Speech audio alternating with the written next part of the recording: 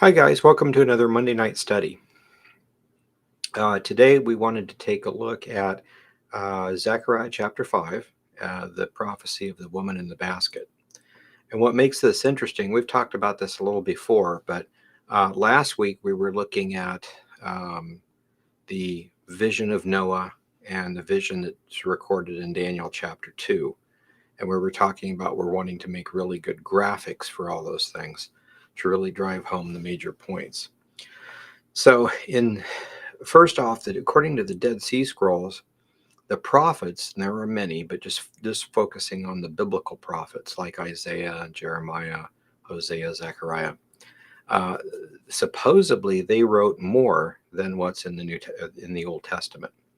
But the concept is what's in the Old Testament, or in other words, what is of their writings that's put in the canon is put in the canon specifically because it has something to do with end time prophecy. Now, it may or may not be the end of their age and or our age and or end of the millennium, but end time prophecy nonetheless. So if Isaiah made a prophecy about some guy, and if you don't straighten up, the Lord will strike you dead, and he did or didn't, and it took place, and that has no picture of end time prophecy or anything, then that would not be recorded.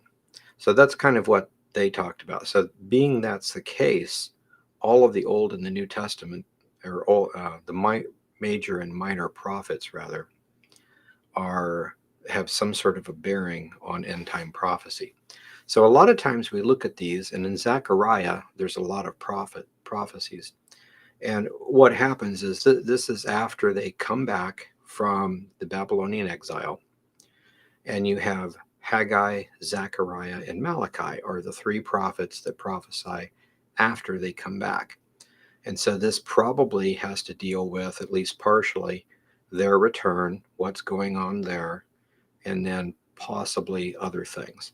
And we can see things in Zechariah about Jesus coming in on a donkey, things like that. So there's definitely pieces of Zechariah that are first coming prophecies, some that are second coming prophecies, and elsewhere. And a lot of people, when the apostasy started in the church, they started saying, well, these are probably all prophecies. It all has to do with the end of that era back then. It's got nothing to do with us. And whatever it meant is what it meant back then, and we're done with it. Later on, they started saying, well, we really don't believe in prophecy. They're just stuff. So it's interesting to see the scrolls talk about that. So I wanted to look at the prophecy of the woman in the basket, and then I want to show a graphic. And again, what I'm trying to do is pull the major prophecies together and do something like Clarence Larkin did, some sort of a picture chart book with explanations, and not just include the Old Testament prophecies and anything from the New, but also things from the scrolls, if the church fathers had an idea of what it meant or what it didn't, or however they connected it, kind of pull all that together. And that's something that's usually not done. The church fathers are not authoritative, but if they're not lying and the text hasn't been tampered with, and they say, this is what I learned studying under Peter, John, Jude, these people, yeah, it's pretty important. So we want to look at all that. So first, let's go to eSword.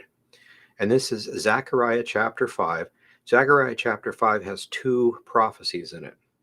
And basically, what happens is Zechariah is an interesting book because he comes back, or they all come back from the Babylonian captivity. And now Zechariah is going to have 8 visions in one night. A lot of times you and I might have a dream and we might think, I wonder if it's prophetic, and we stop and we think about it. Can you imagine one night, you wake up one morning and you're trying to keep them straight? I've just had 8 separate visions given to me by the Lord. So you go write them down, and there's other things too. But 8 visions in one night. So they're all kind of connected. And they all have things to do with them back then, and they all have things to do, or pieces at least, with the comings and other types of prophecy. So in this case, you see the vision of the flying scroll. And that means certain things, but at the very least, the scroll that says thief and liar on it And the basic idea is that the scroll, it's measured, and it's the exact same size as the tabernacle.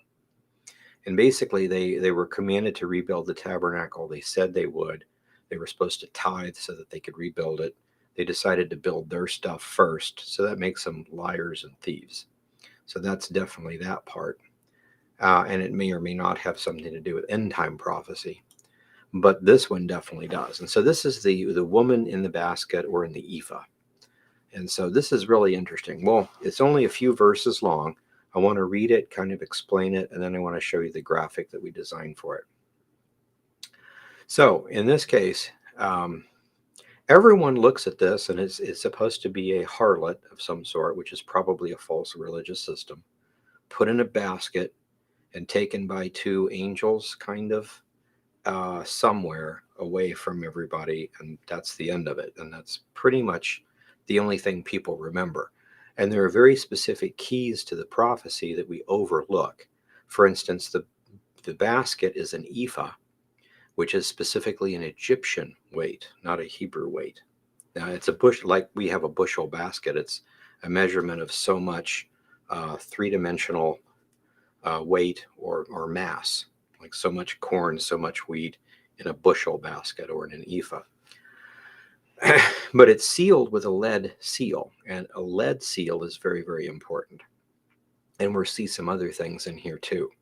So it's not so much important where we got started or even what it is, but how it ends. And that's the thing we want to look at to see if it has anything, any kind of a bearing in our time period. So in Zechariah 5, verses 5 to 11, is this vision of the woman in the basket, or the ephah. So it says, "Then the angel that talked with me went forth and said, 'Now lift up your eyes and see what goes forth.'" So there's something he's supposed to look up, and there's something there that's going somewhere else, going forth, going somewhere. So he looks up to see what this is. And I said, "What is it?" And he said, "It is an ephah that goes forth." And then he said, "Moreover, this is their resemblance throughout all the earth." So throughout all the earth, whatever this is, this form that it takes, is something that is seen all over, or it goes out eventually to all the earth. "And behold, there was lifted up a talent of lead, and this is a woman that sits in the midst of the ephah. And he said, 'This is wickedness.' And he cast it into the midst of the ephah, and he cast the weight of lead on the mouth thereof." Now, I'm using King James, but so basically he sees this. You might think of it as a wicker basket. It's some sort of a basket that holds an ephah. And so it's got something to do with grain. Grain is things that you buy and sell. So it's got something to do with buying and selling things. But there's this woman, and this woman is called wickedness. Now, this word in Hebrew for wickedness, it can mean wickedness in general, which can mean any kind of wickedness, from murder to theft to whatever. But most of the time, this is referring to what we would call a prostitute. And so in Old Testament symbolism, a prostitute or a wicked woman is an unfaithful woman. And that symbolizes Israel, or the church, or you and I in a covenant with God, and we have apostatized in some way, usually something along the lines of going after strange gods. So maybe we are Christian, but we also worship Buddha. They were Jewish, they also worshiped Baal, things like that. So it's some sort of false religious system, and called wickedness. So again, there's this basket, which is a container. It has something to do with buying and selling. And they take wickedness, which is a wicked or a false religious system of some sort, and they put her in this basket. Well, the basket, of course, you could always hop out of the basket. So they seal it with a lid, but we're told that the lid specifically is a weight of lead. So, and this is very important. When we went back and started looking at the metallic kingdoms in Daniel chapter 2 and in Noah's prophecy, lead had something to do with Babylon or Shinar and those areas. Lead had something to do specifically in another place with Mystery Babylon in the New Testament. So he sees a wicked or a prostitute woman in a basket sealed with a lead lid. Lead is heavy, so she can't get out, but it's sealed, and it could be sealed with any kind of metal. All metal is strong as far as a door, but it's lead. So this is what he's seeing. So then verse 9 says this, I lifted up my eyes and looked, and behold, there came out from where we don't know, but there came out of something, or all of a sudden appeared, two women. And they had the wind in their wings, which means they were fast and could fly. And they had wings like the wings of a stork. A lot of people will have pictures of this, and they'll think of them as like a female angel. It's a pretty girl, and then wings, and usually all in white, like an angel. But in this case, we're told specifically it's a stork. Now, in Judaism, a stork is an unclean bird. And when you look this up, a stork can be any particular color. Most often it's white and black, but it can be other colors. So in this case, these are things, people, that partner with wickedness, symbolizing wickedness or false religion. Is probably black, probably a black wing. But in any case, it's an unclean bird. So there are these two women, and this has always been the question. It's like, who are these two women? People say, well, maybe it was Israel and Judah, and they were kicking out paganism, or maybe it's this, maybe it's that. Well, Israel and Judah did come back at this point and did kick out paganism and were loyal to God for a time until the new apostasy hit. So that's a possibility. But also remember, according to the scrolls, this has got something to do with end time prophecy. So it says these two ladies, these women that had stork wings, says they lifted up the Ephah. Now the Ephah is going to have wickedness, the wicked woman in it, sealed with lead. So it's lead, the basket, and the woman, the whole thing. She's contained for the time being, trapped in this basket. So the two women with the stork wings pick the basket up. It says between earth and heaven. So in other words, they're not crawling along the earth or traveling in a wagon. They're not going straight up out of sight. They're going up in the air and flying over somewhere and landing. So it's a very quick travel because they're speedy. They have wings. So they lifted up between the earth and the heaven, and they took it somewhere. So then the last two verses say this. So I said to the angel that talked with me, whether do these bear the Ephah? So in other words, where are these two women that are winged? Where are they taking the Ephah with the lead and the woman? And he said to me, and this is a key thing, we skip over this, to build it being the Ephah and the wicked woman that's in it, a house. Now, this particular word in Hebrew usually means house, but it all depends on what we're talking about.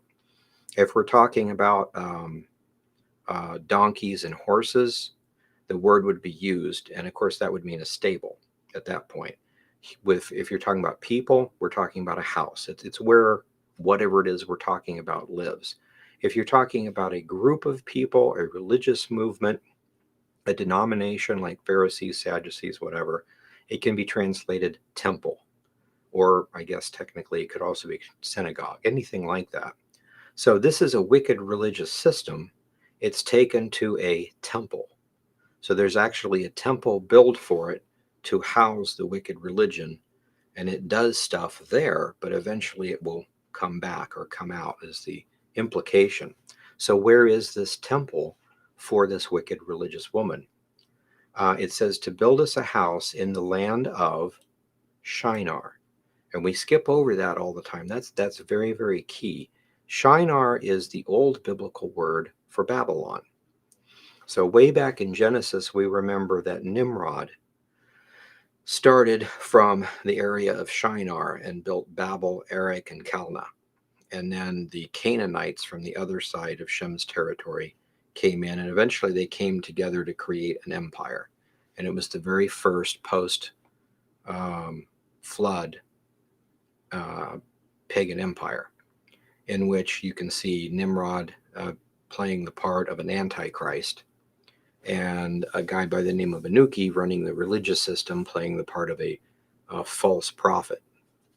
And then you can see Abraham and what Abraham did to destroy the kingdom. And a lot of it's mentioned there in Genesis. It's kind of broken up in Genesis, so you don't realize what all is going on, but the pieces are all there. So anyway, Shinar then is Babylon. You can just think of it that way. Mesopotamia, that area. So this Ephah then, with the woman in it and the lead basket, is going to the land of Babylon, and it shall be established. It'll be there and remain there, established there, and set up there her own base. So her, specifically talking about not the Ephah, the basket, or the lead, but the false religious system, in her own base. So when you pull this together, the clues are two women dressed, or two women that have stork wings, a woman that is wickedness. The woman is put in an ephah basket, and the basket is sealed with lead. Now, ephah might have a specific meaning by itself. I'm not sure if it does, but an ephah, when you think about that, it's basically a bushel basket. It's something big enough that you could put a small woman in. If I said teacup or a gallon jug or something like that, it wouldn't fit the picture. How do you get a person in a gallon jug? In this case, it's an ephah, so it's big enough. We would probably say a bushel barrel, a bushel barrel of corn or something. Well, that's big enough. You could probably put a small, not a large person, but a small person in there. So you've got the ephah basket, the lead, the wickedness, the two stork women, and then the fact that they go to Shinar or Babylon to a temple. Again, it's all a religious system or concept, and it's set up as a base of operations there. So we look at this and we should immediately think, okay, later on in prophecy, there is this Babylonian mystery religion. And we see that in the book of Revelation, that comes out and basically takes over the planet. So the basic idea is, according to Revelation, is the Antichrist comes on the scene. And of course, anybody new coming on the scene doesn't have complete power at the start. So he uses a false religious system, which is called Mystery Babylon in Revelation, to come to power. So he rides her, so to speak, or uses her to get to a position of power. And it takes basically half the tribulation period. So he gets up to the half of the tribulation period.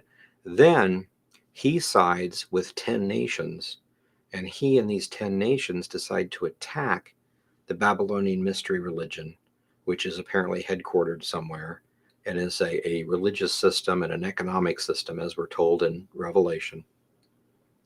And then he destroys it and institutes his own religion with his own false prophet. That's when we get the mark of the beast, actually, in the middle of the tribulation period, according to the book of Revelation.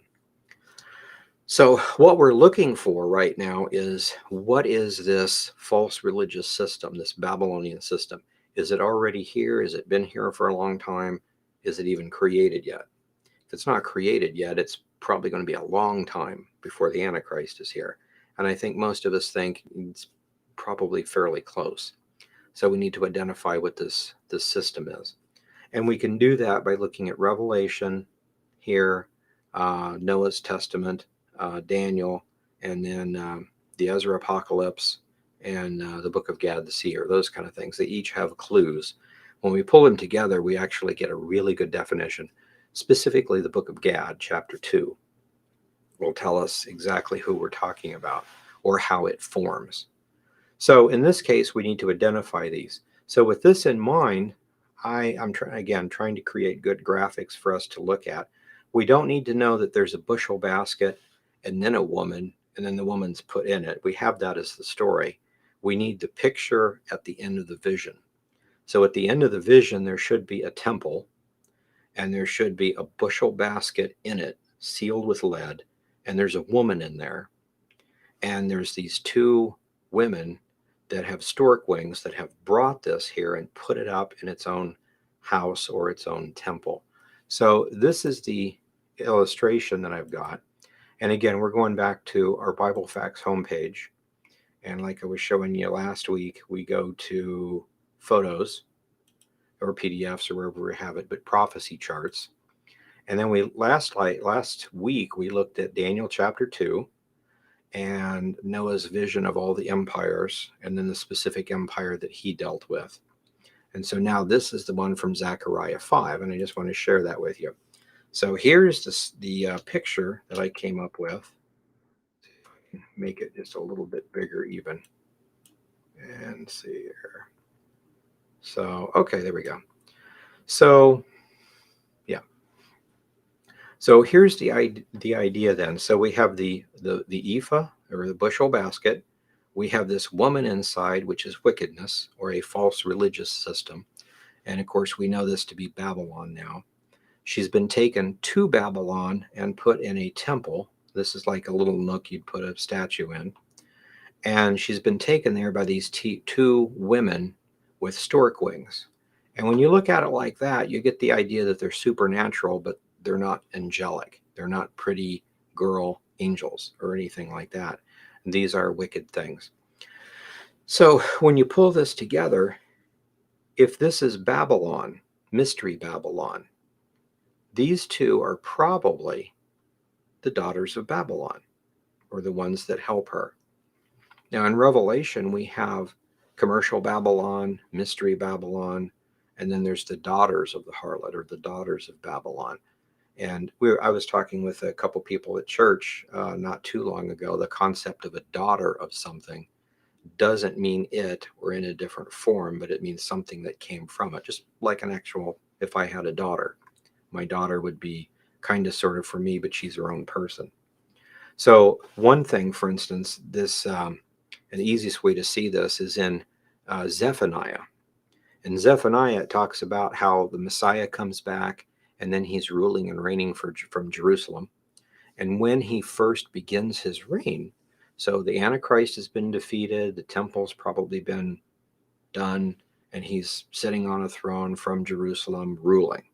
At that point, a little ways into the millennial reign, it says that a delegation from Ethiopia brings him a special present.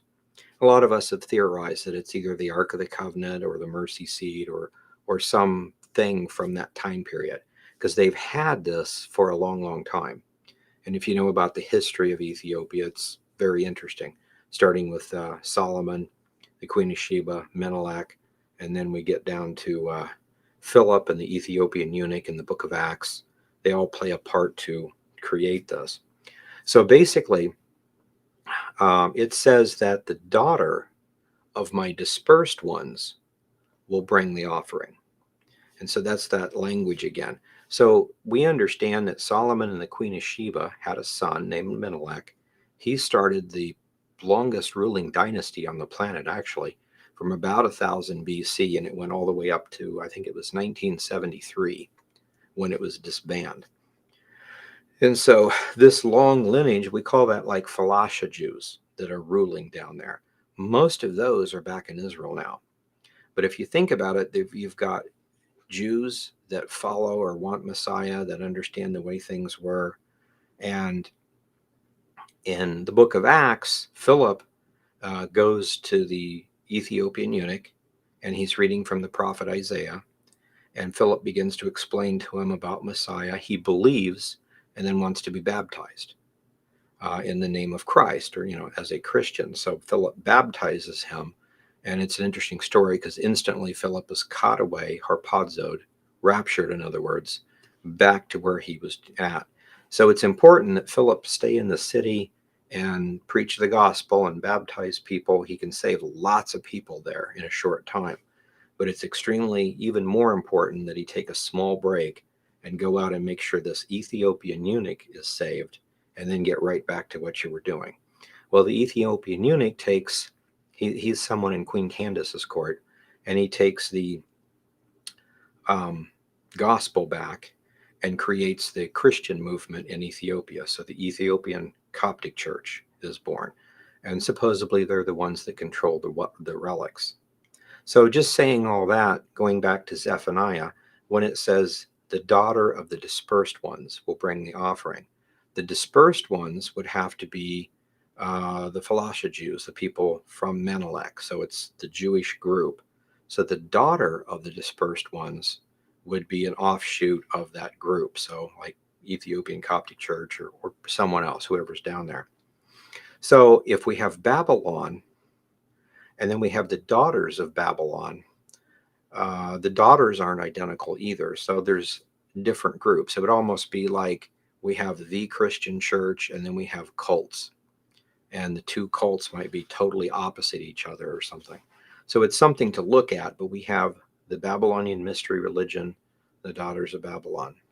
The only other thing I did put in here, since we have this, is this nook for a statue has a capstone. So I went ahead and put the symbol that we got from Gad chapter 2, chapter 1 and 2 on here just to kind of connect it. So when this is a book and we go through it, you'll be able to go to the chapters and see how they connect. So you've got two religious systems that come together to form Mystery Babylon, according to Gad, and they're symbolized as a donkey and a camel in a moon. And so you have two daughters of Babylon that carry this and get it started.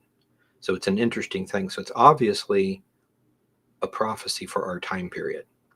But I want to try to do this kind of a thing. So if you opened up the book and you saw this as a picture and thought, ooh, this is interesting. And then you started reading the text that we did, the explanation, the histories, and quite a bit more, and then how it might be connected with the other chapter, which is Gad, then you would begin to be able to see these things real well. I really enjoy what Clarence Larkin did in Dispensational Truth, the way it was designed. He was an architect, and this was back in like 1903, 07, something like that. But he would create a picture like this, a big chart, hand drawn, and then he would have 4 or 5 or 10 pages, however long it took to explain it. Then we'd go into the next chart. So it's actually a book of charts with explanations, which is what I'm trying to create here. Anyway, I just wanted to share this with you. So Babylon, mystery religion, sealed in lead. In Testament of Noah, lead is the Babylonian system. So lead, Babylon, this is being taken to Shinar, which is Babylon, set in a temple by the two daughters. So these two daughters of Babylon are what creates this particular mystery religion, and it's helped to be defined by Gad.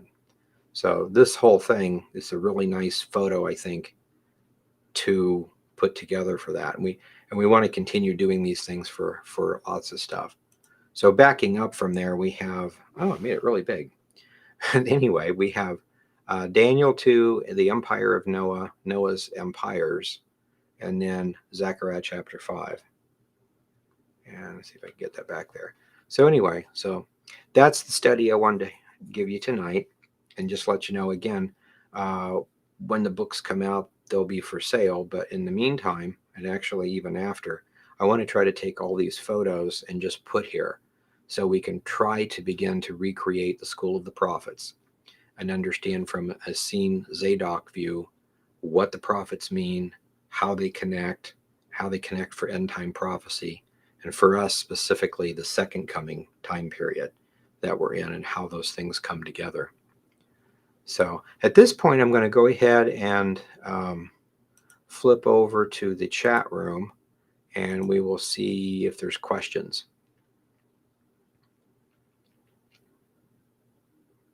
Okay,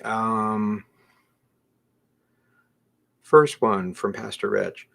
Are you aware of a record showing when the orders of priests served in the Second Temple? Thinking especially of the time when Zechariah served. Yeah, it's a little tricky, but yeah, there are, I think, a couple of different manuscripts that have that record. There's the House or Course of Abijah, and there's several of them. They rule for so many time periods, so many weeks, and then they switch and it cycles out. So we do have at least 2 copies of that whole cycle system in the Dead Sea Scrolls. There's out of Cave 4, there was, I think, close to 200 or 300 small fragments that are all about the calendar system. And the priestly courses are connected, of course, with the calendar system. As far as when Zechariah served, a lot of people have tried to do that because Zechariah was of the course of Abijah. If it's consistent in a yearly type situation, then you could say, well, he'd be ruling second week of April or third week of December or something like that. And you'd be able to calculate it. So if John the Baptist was conceived at that point, then when Elizabeth was in her 6th month, it'd be 6 months later, and that's when Jesus was conceived. So then 9 months later would be the birth of Messiah. So there's people that have tried to do that, and that should work. It should work perfectly. But the way the courses, we're not exactly sure how they do things. So for instance, on the calendar, it's a 364-day calendar, so it's even every year. And every 5 to 6 years, there's a leap week, and that puts everything back together. The courses of Abijah, of course, don't fit in a year in an even amount. And you can see this by going through those particular manuscripts.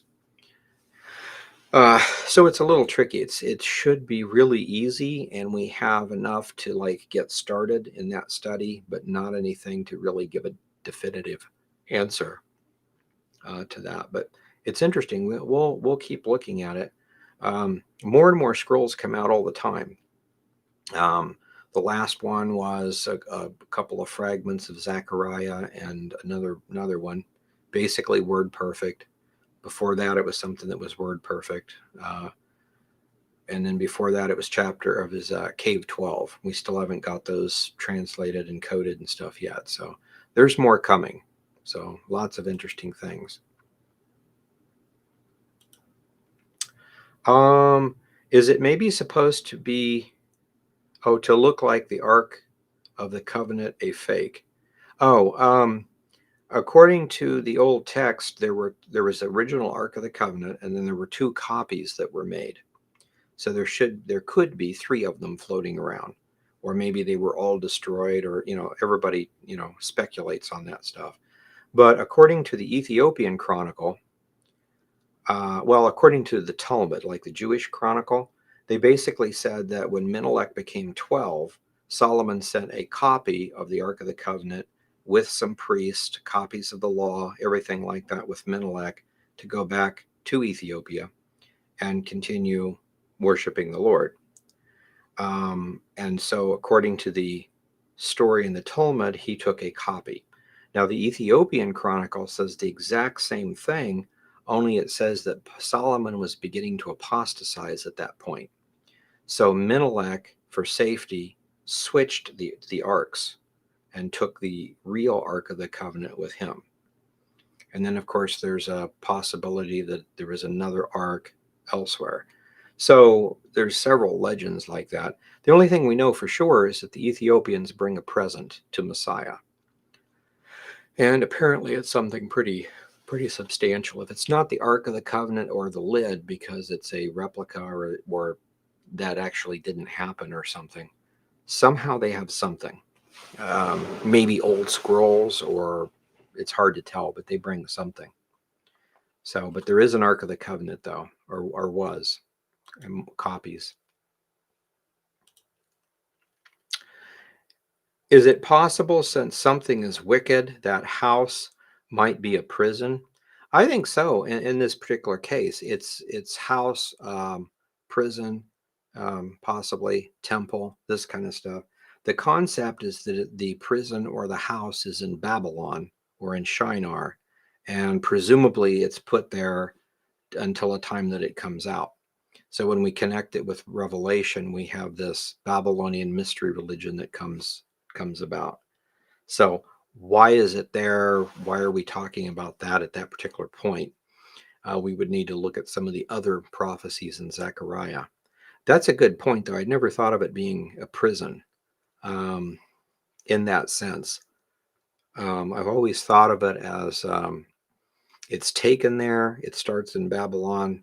That doesn't necessarily mean the city of Babylon, but the land of Babylon or the land of Shinar or Mesopotamia, the Fertile Crescent. So there somehow we have the starting of something. Good question, though. That's kind of interesting. Again, look, that's why it's nice to study these, and we all look at it just slightly different, and one of us will come up with something like that that'll, pull everything together. Let's see here. Question. I've also studied this verse for a long time. The Egyptian sky goddess Nut or Nut is very similar. What do you think?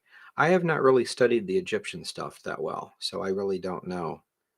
But connected with the Ephah and stuff like that. Um, Definite possibility. So, let's see here. Zechariah 5:5 in the NLT, it is a basket for measuring grain, and it's not filled with sins of everyone. Oh, and it's filled with sins of everyone throughout the land. That's interesting. Yeah. So the basket for measuring grain, that's what an ephah is, like a bushel basket for that. In this case, it's filled up with um, sin or wickedness or this wicked lady. Anuki sounds like Enki, the Sumerian god, which is, of course, not a real god, but I'm guessing they deified. Yeah, actually, it did. And that's it's an interesting thing. According to Jasher and several other texts, this guy was able to accurately interpret dreams and that kind of stuff, and it got him high up in the court. So Nimrod and Anuki and other people kind of did things. Well, Anuki was thought of as a priest, a magician, um, a deified guy, that kind of thing, or a prophet or something along those lines. Then somehow in the Babylonian concept, Anuki became a race or a group of like magi or semi-divine beings or spirits or something like that. And then later on, it became an actual god, like a god of prophecy. So I think that's what we're looking at. A lot of times we'll see um, that some legend of a certain god actually goes back to the first few centuries post flood when something happened. So, for instance, Nimrod, his son Marduk is the one that came in to try to pull back the Georgian and Armenian people back when they left because they didn't want to have anything to do with the building of the tower, and he was killed there. So Mardon actually, and somehow later on in the Babylonian uh, god system, we have Marduk. And so there's a lot of things like that. So we have like the king god Ra and his son Osiris, god of the underworld, and all that stuff from Egypt. But we see also that Ra was the last king proper uh, of the lineage of kings, and then his son was Osiris. Osiris was actually the ruling prince or king when Abraham went down the first time into Egypt. So they're named, for instance. And that's about the same time as Rekayan came down from Assyria and did his stuff and created the second dynasty. And from that time forward, you have people ruling from Memphis and from Elephantine, two separate Egypts, and you've got Upper and Lower Egypt at that point. So it's interesting to see that. So later on, we have these legends, and even Josephus talked about some of the legends for Zeus and Neptune and things like that were based on what the Nephilim did pre-flood, but they're also based on what Neptune and Zeus did, which are kings and queens post-flood. So a lot of the stories got mixed up and then just added to. So it's really interesting to try to figure these things out.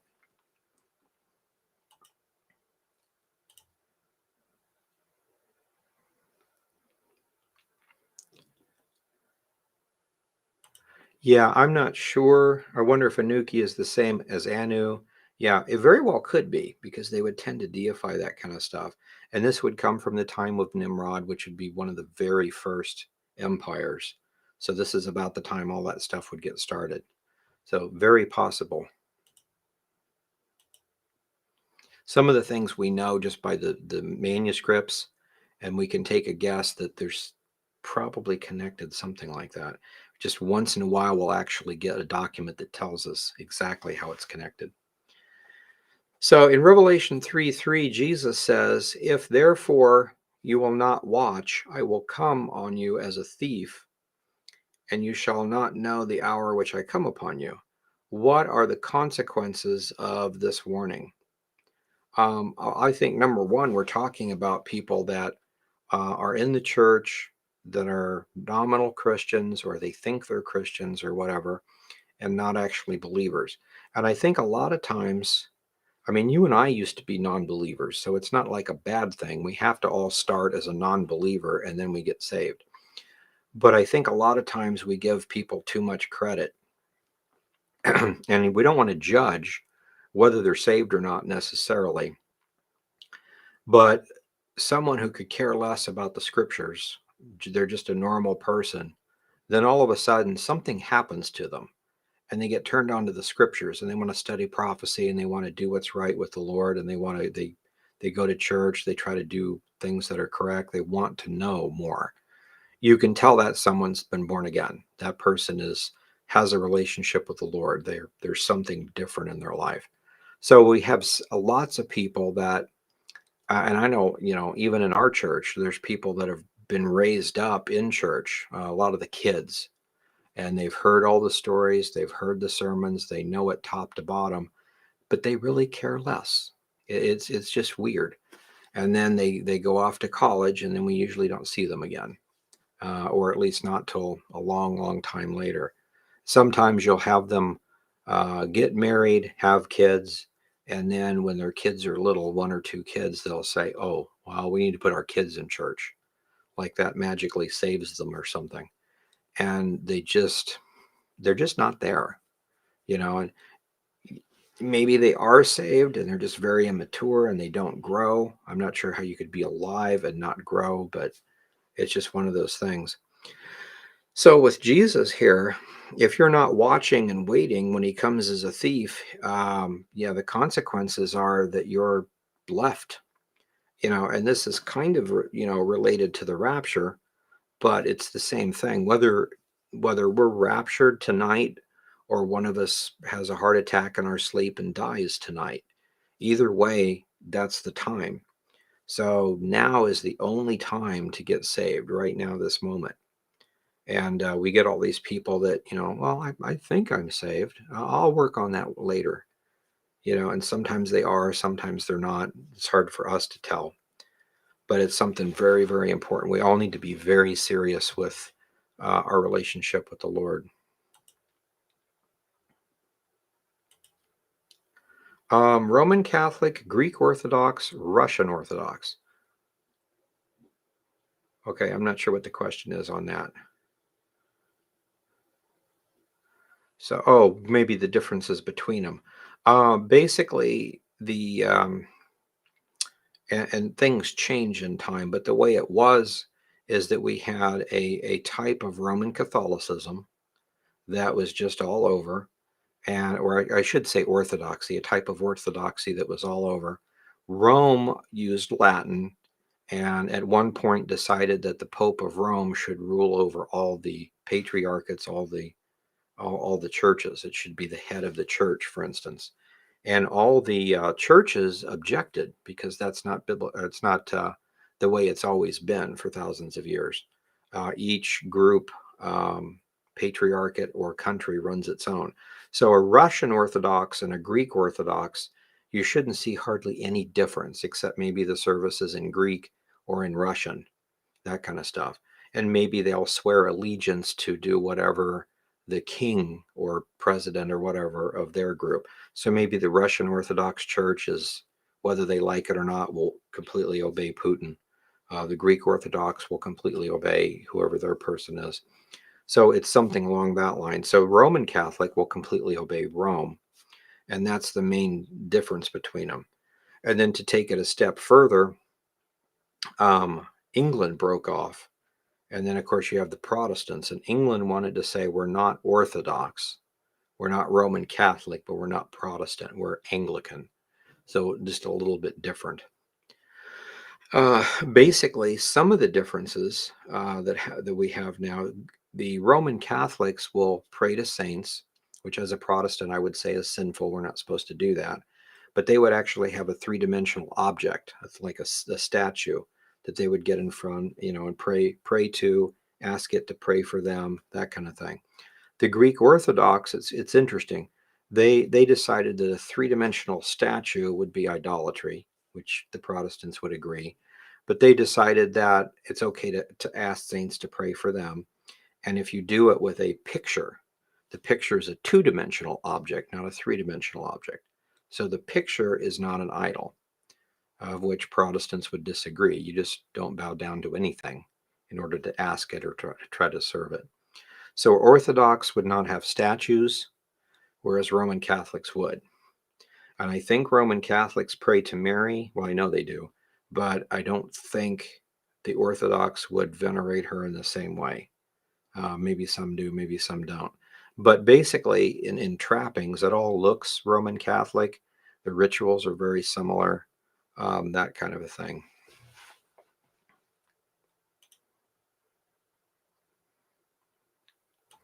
Yeah, good point. Basket might mean commerce. So, yeah, I think so. Again, we're looking at comparing this to Revelation, and there's Mystery Babylon that controls all the commerce and the religion. And so, this is a wicked religious system in a basket that's used for commerce. So, it's a really interesting type thing. And then it's sealed with lead, and lead is connected with a certain kingdom in a certain order. And then you've got the daughters. And so, it's really interesting that way. But see, that's why you normally would not see that until you start connecting the dots. You have to know that Shinar is Babylon. A wicked woman is usually a prostitute, which is usually a wicked religious system. An ephah is a commerce. And that's interesting too. The ephah, we always focus on the idea that it's an Egyptian basket. So does it have something specifically to do with Egypt? Well, maybe, but maybe it's just trying to say a non-Hebrew bushel basket. So in other words, this is a pagan system or a non-Jewish system, not necessarily just Egyptian, but just different.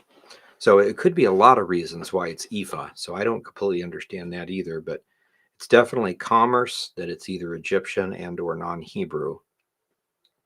But all those things fit, though, with the way it's described in the book of Revelation.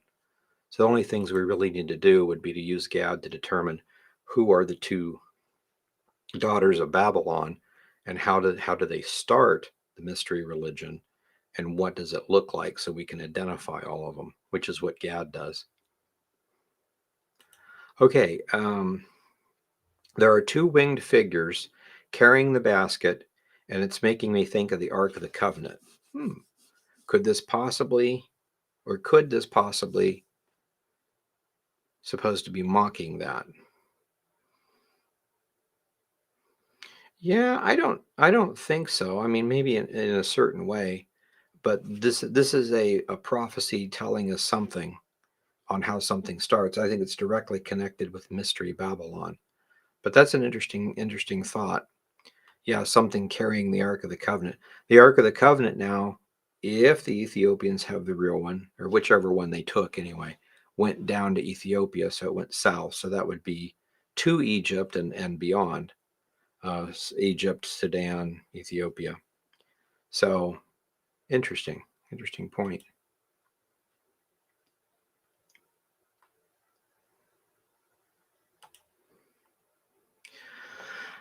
Could house here maybe represent a prison, since that will be holding something wicked, or is it definitely a temple? It could be either or. It's basically just something that holds something. Normally, it's just house. You and I would live in a house. If we're donkeys and horses, the house we live in would be a stable. And if we're a priestly order, like a monastery, for instance, we all live in the monastery. It is our home, but it's also a monastery. It's a temple of some sort or something like that. And when we're talking about, wickedness, that would be pagan, so that would be a false religious system. But the concept of it being a prison, I think, is really interesting because this thing is taken somewhere and it's put in Babylon in its house until things are ready. So the implication is that it's there for a long time and then it comes out. So it's kind of interesting that way. Kind of off topic, but you had mentioned that the early church fathers condemned abortion.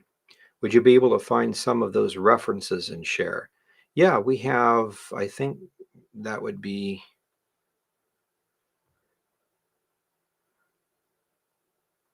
I think we have that in our text. Let me just do that real quick. One of our books called The Ancient Church Fathers. And let me find books finished here, Ancient Church Fathers. And we'll pull that up. And this should be, okay, let me get it a different place so I can actually see this. Okay, this would actually be here then. Okay, I got to go a different way. This one and this one and this one. There we go. Now I want Ancient Church Fathers. That one just didn't have this thing made up. So there we go. Now we can see stuff.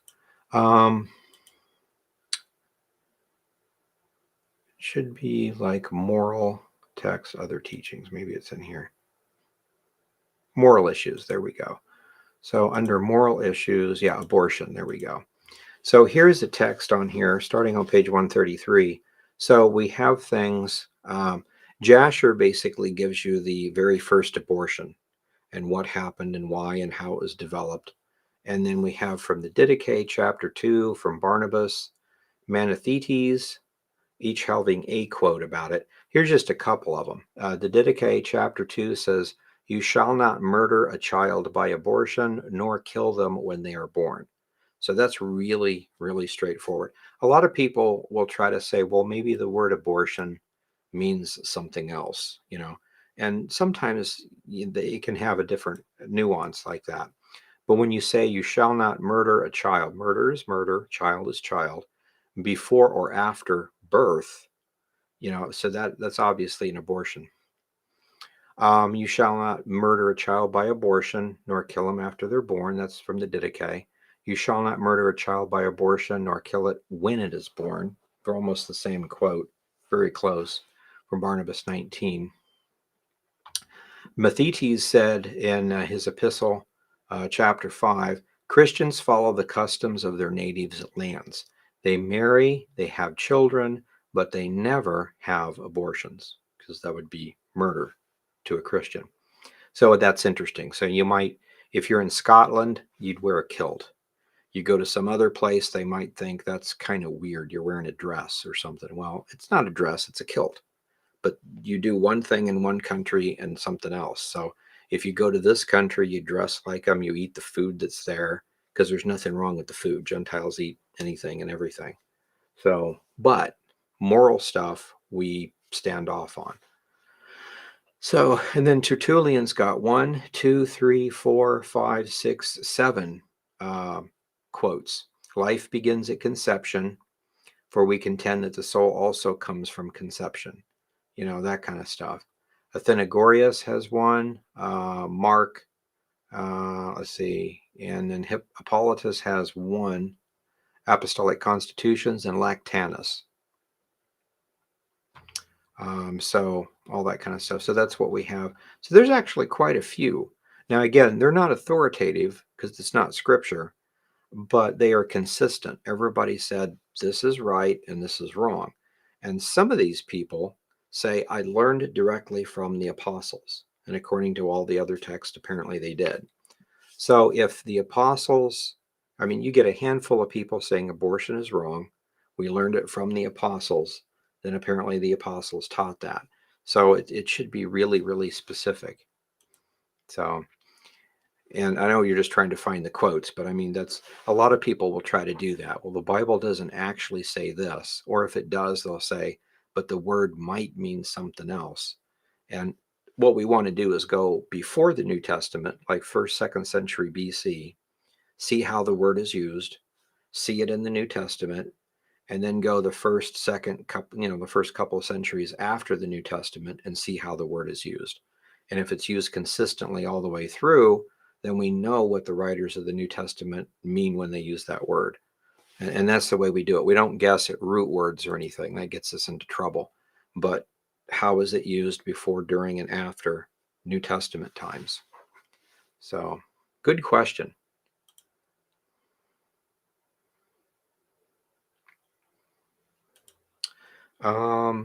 Maybe a false ark will be placed in the third temple, abomination of desolation. Oh, that's interesting. Don't know. That's a possibility. Will we see the building of the third temple before the rapture?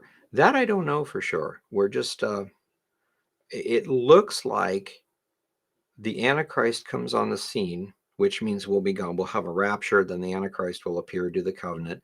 Takes him a while to fight some wars. And then by the middle of the tribulation period, they have the temple rebuilt and they're doing sacrifices. So right now we see it relatively close. We see that they're doing practice sacrifices. So you can see all the rituals like the B'yat HaShueva, several things like that, Passover, the sacrifice of the nations, things like that that are going on, and they can't be real because there's no temple, that kind of stuff. It's not being done properly. But the priesthood is there. The practice sacrifices are going on. The rituals, all the temple vessels have been recreated.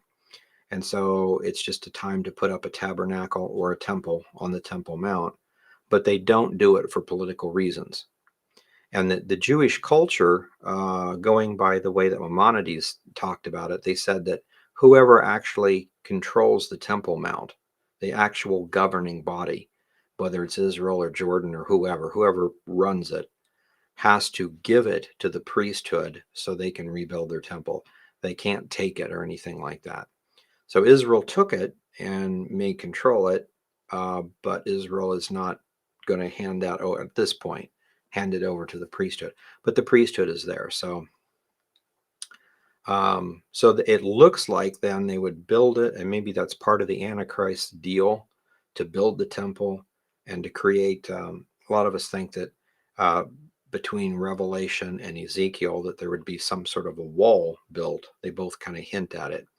And so if the temple is rebuilt and then there's a wall and then there's a profane thing on the Temple Mount and they both get to stay on the Temple Mount, that would be the Dome of the Rock and the temple together, separated by a wall. That's probably part of the peace covenant, which might be suggested early, but wouldn't be put into place because certain parties don't want it. And the Antichrist, when he comes to power, forces it. Whether he kills off Jews and or Muslims and or Christians and or whatever, he just makes things happen the way he wants to happen. So most likely the third temple will be after the rapture, but we don't know for sure. But that's interesting because with everything ready to go, if Israel was to say, we control it and it's yours, go. The priesthood has said now they could have a high priest and actual sacrifices in a tabernacle while the construction's going on. And they said that it would only take them about 2 weeks to put up a tabernacle and actually dedicate the area and start it, if they had permission. So it's really interesting to see that. Things are getting kind of close. They say they have everything ready to build. Yeah. So we'll see what happens. So we see in 1 Peter 5:13 that Peter calls Rome Babylon. Wouldn't this mean Mystery Babylon? Yes, it is connected, I believe. She who is in Babylon, chosen together with you, sends you greetings, as does my son Mark. Yeah. In the book of Gad, chapters 1 and 2, it talks about two anti-Semitic powers that rise in time. And neither one's Babylon per se, but they exist. And one is a monotheistic religious system headquartered south of Israel, and their symbol becomes a crescent moon. And the other one is a Trinitarian religious system headquartered in Rome, Italy. So we can see, and this, of course, this is written by Gad. This would be about 1000 BC when neither one was really anything. But that's the prophecy given. So in my mind, then, looking at this, the two daughters of Babylon that constitute the force that begins this is probably Roman Catholicism and Islam. Long they had fought, but this then probably is what we call Chrislam, unless something else develops. It doesn't mean that they join hands. It could be that a faction of this one and a faction of that one form this one. We have yet to see what happens. This is being tried, but again, it's been tried a long time, so we'll see what actually happens. But somehow this all happens. That's why I put the symbol for Gad right here. In Gad chapter 2, it's a donkey and a camel that is this particular symbol. So, yeah, so in that case, Rome is Babylon in that sense. So it is really interesting to see that in some sense. Not the complete one, but a partial one. Yeah, I have several friends or I have a couple of friends, one that believes wholeheartedly Islam is Babylon, and the other one that believes wholeheartedly it's not, that it's Roman Catholicism. And according to Gad, it seems like it's really neither one proper, but they morph into something or subgroups of them come together. So we'll see what happens. We can begin to see it happening.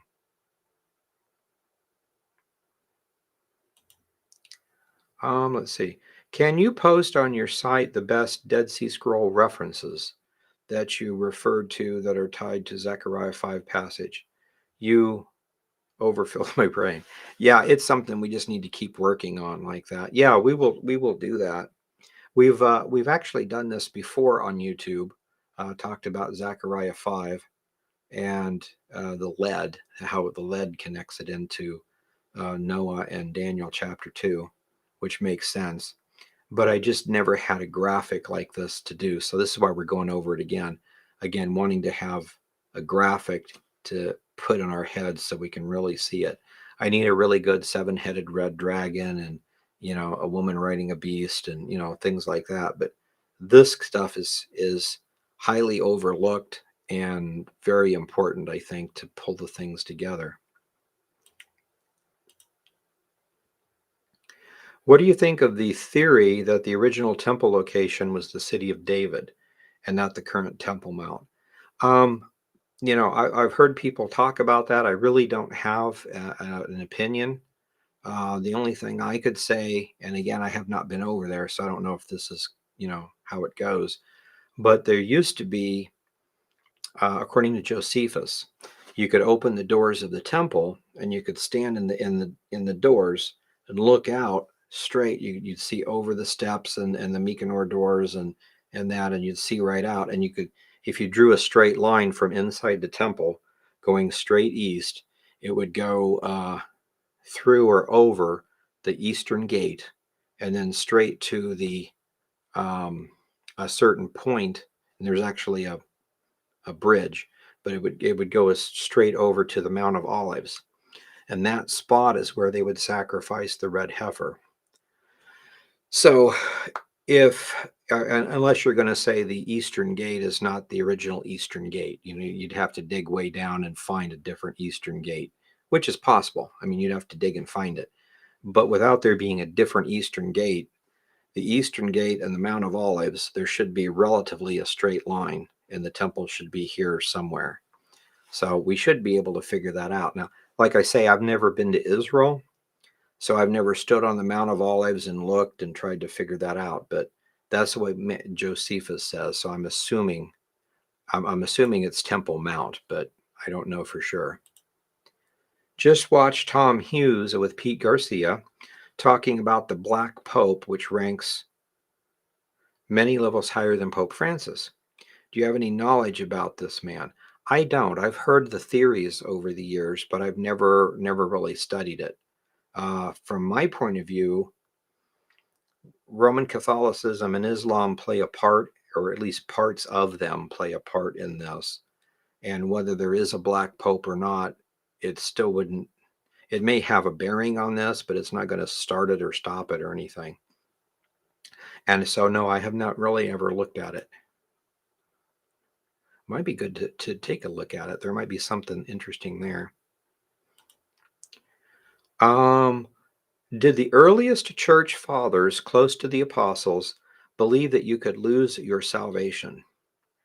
That I don't know for sure. On the book that I just showed you, the Ancient Church Fathers, they talked about a lot of stuff, and that's what I did. I went through the 10-volume encyclopedia.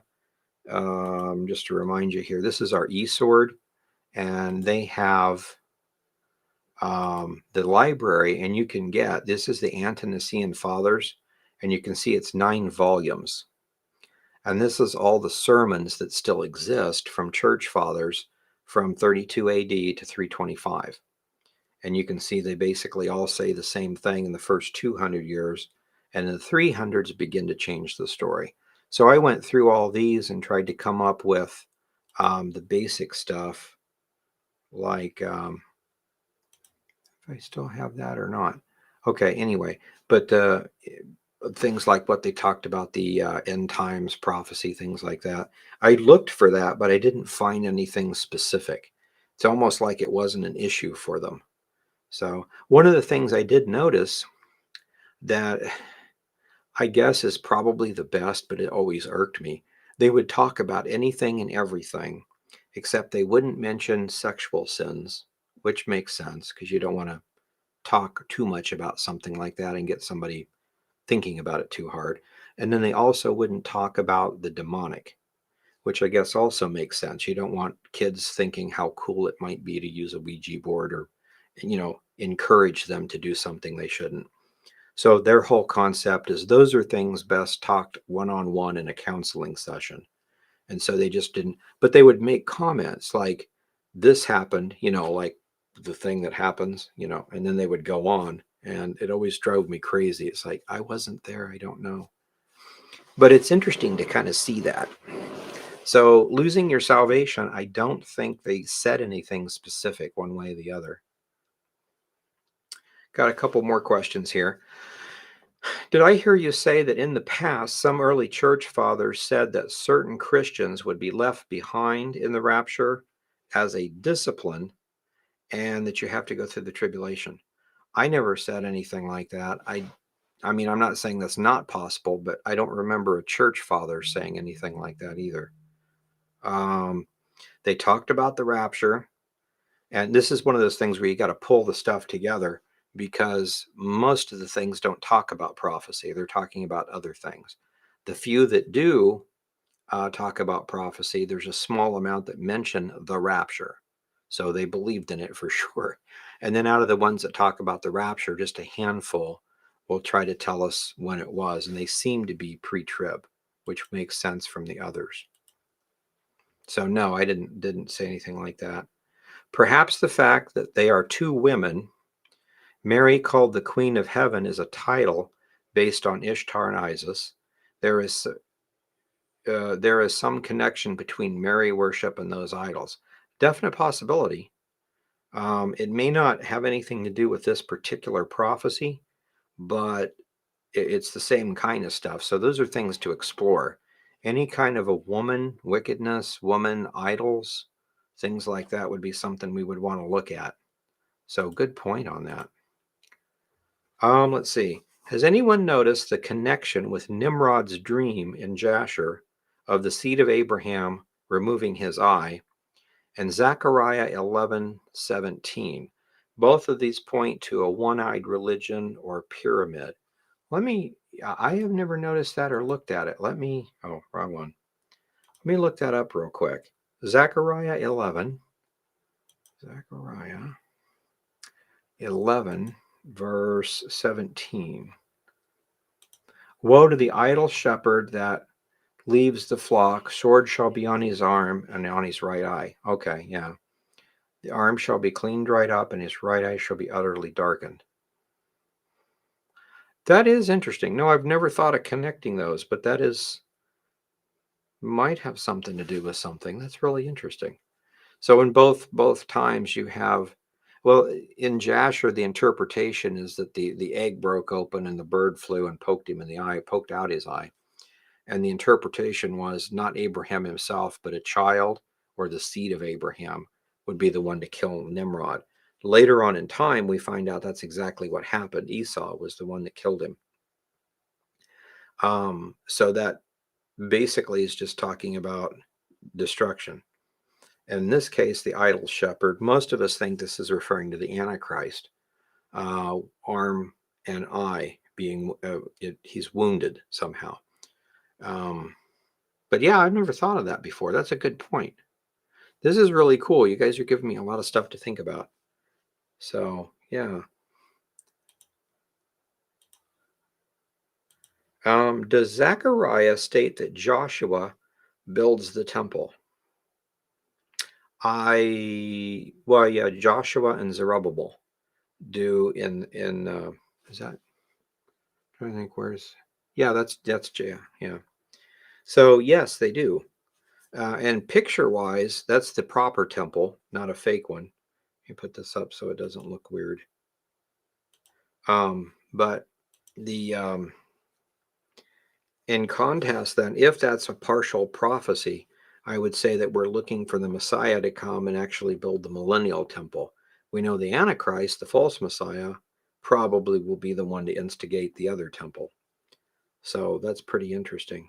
Yeah, because Joshua is Yeshua, which is Jesus. Okay, and then last question, or another one popped in. Please define the church fathers' definition of the perseverance of the saints. I have to look that up to see if they actually use the term. Several of the church fathers used terms like that on different things, and usually had a slightly different meaning than what we do. But perseverance of the saints, I'm not sure that they actually used. Sounds familiar, so I would have to look that up. Do the Roman Catholics not have 1 Timothy 4, 1 through 3 in their Bible? Let's look real quick. So 1 Timothy 1, or 4 rather, 1 through 3. Yeah, I believe they do. Well, we can look real quick here. Where's my Darby? There's Darby. So this would be theirs. This would be in English translated from the Latin, so Vulgate. Okay, so forbidding to marry, abstain from eating meats which God has created to be received, thanksgiving to them that know the truth. So yeah, it says basically the same thing. It is odd that they have the tradition of not eating meat on Friday, and I think that may have come from the Jewish tradition of the Sabbath. Friday night would be the beginning of a Sabbath, Friday night to Saturday night. So if you don't eat meat on Friday, at least when you come home from work, it's kind of a Sabbath. And the Jews had the tradition in Europe of no matter how poor you are, you scrounge all week long, but on Sabbath you have a feast. And so they would go out and they usually get like gefilte fish or something that was readily available over there. So if there's tons of fish and you could just go pick it up for free, then on Sabbath you could do that. So that's a big thing. So that could be some sort of connection with that. But yeah, it's interesting about the whole concept of if you're going to tell somebody, if you forbid them to marry and abstain from eating meats. And most of us look at this because if you say that you're a better Christian if you're single or if you're married, or you're a better Christian if you do eat meat or if you're a vegetarian. Anything along that line is a doctrine of demons, according to what Paul is saying here, or a doctrine of devils. Well, this is Darby. Let's go to a real Bible, like a King James. I didn't say that. I'm just used to, yeah, doctrines of devils. Oh, same thing. So anyway, yeah, it's interesting when anybody says that. Now I've got friends that do not eat meat because they have not just high cholesterol but other problems. and the doctors put him on a special diet, and it's worked great for him. But that's different. If you're eating something to be healthy, that's fine, if it's actually working for you. But this whole concept, and this is that whole concept of, and I think this is all connected with um, the previous verse, 1 Timothy 3, talks about that you have to teach that God was manifested in the flesh, seen of man caught up by the angels. And the Spirit, the same Spirit, speaks expressly that in the last times people would be vegetarian and celibate and think somehow that's godliness. And this is not the case. And then, because then here in verse 6, it says, if you put the brethren in remembrance of these things, you will be a good minister of Jesus Christ. So these things, you just go back to the previous list and recognize that chapter divisions weren't there. And so in chapter 3, it's all about deacons and bishops and their wives, and it ends except that last verse.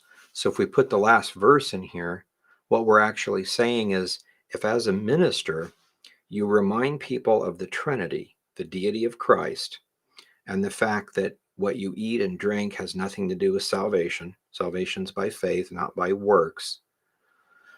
Then you will be a good minister. So it's kind of several things put together, but I thought that's really interesting. In his day, those were the big points. Got to believe in the divinity of the Messiah, and the works part, that what you eat and drink have nothing to do with anything. So very interesting. Yeah, it's a good point. They do have it, but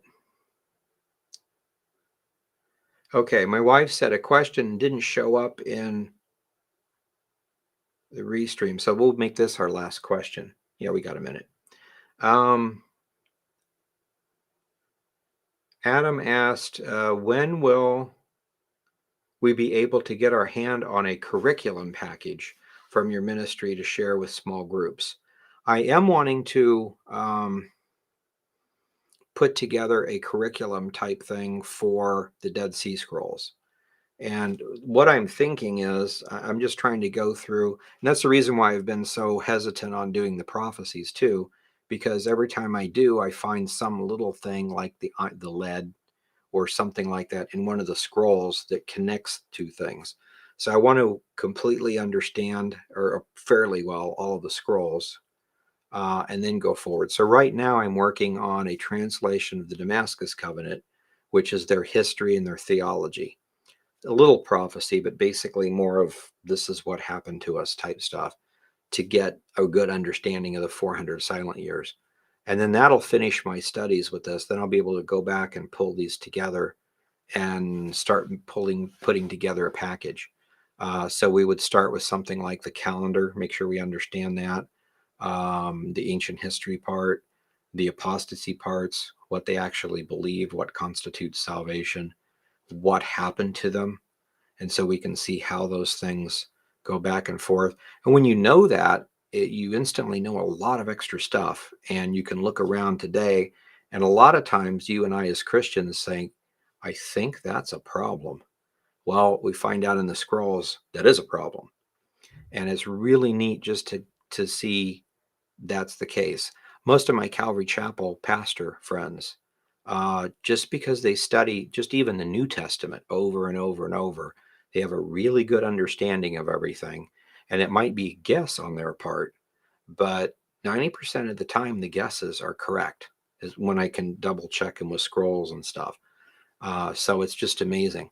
The main thing is to continually study the New Testament, and then preferably when you have time, make sure you have some time to add the Old Testament to it to finish out the thought.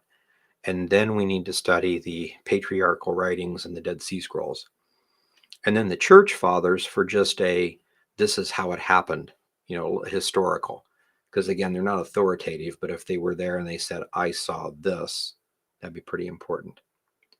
So, I'm wanting to put something like that together and get that kind of ready to go before the Jubilee. So that gives me, what, 2.5 years?